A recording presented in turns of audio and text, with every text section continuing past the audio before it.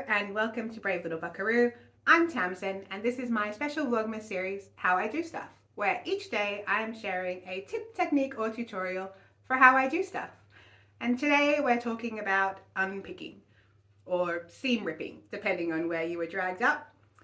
Now, I'm sure many of us are well versed in the art of unpicking, but maybe we've got some beginners out there, or maybe you just haven't quite found a technique that works for you. And I'm going to show you a couple of options and I hope somebody will find them useful. Okay, let's get started. Okay, so when it comes to unpicking, we have a few options. If you're working with just a fairly stable fabric and straight seams, you can take your unpicker and put the end with the little ball on it, the small end. Oops. Put that on the inside of your seam. So the pointy bit goes to the outside of your seam and the ball goes to the inside of your seam. And that's so that you can't stab into your fabric with the pointy end that's on the outside. And then if you're feeling brave and your seams are straight and your fabric is fairly stable,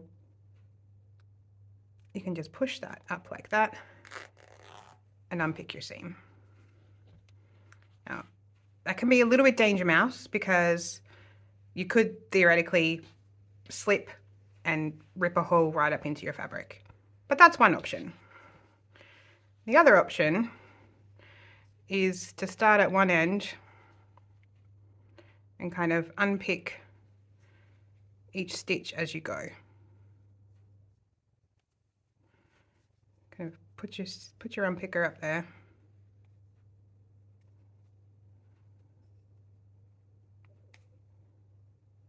And just snip each stitch. But that's time consuming and leaves tons of little threads everywhere that you have to pick out later. So what I like to do, I'll show you on this piece, because if you have seams to contend with, if you're doing patchwork, or if your fabric is delicate, or if you're going around curves, or for whatever reason, you may not want to just slide straight up there, and picking it out stitch by stitch is time consuming. So since this is a half square triangle, well, a quarter square triangle, what is that called, that block? Anyway, it's triangles. So all of these lines are on the bias. I don't want to be pulling them and stretching them out. And I don't want to just stick my unpicker in there and push, because I might get caught on this intersection and go the wrong way and then rip a hole in my fabric. So what I'm going to do is just slide my unpicker under every 4th or 5th stitch and just break that stitch. Just carefully slide it under and snip that stitch.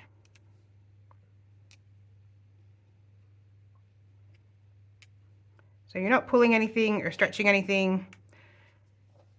You're not running the risk of slicing your fabric open.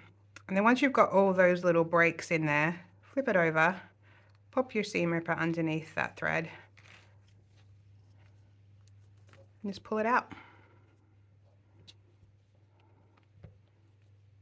There you go. And then you do have a few little threads here to pick out with your fingers, but not as many as if you had done stitch by stitch. And there's no risk of ripping up your fabrics. And that's how I do it. Now, as always, please remember that that's just how I do it. It's not the right way or the best way or the only way. It's not how you have to do it or how you should do it. It's just how I do it. So if you find it helpful, take what you like, leave the rest. And if you have a way that you like to do it, feel free to let us all know in the comments. Okay, that's all I've got for you today, friends. I hope you're well and happy. I hope you're having a fantastic December. I love you. Bye.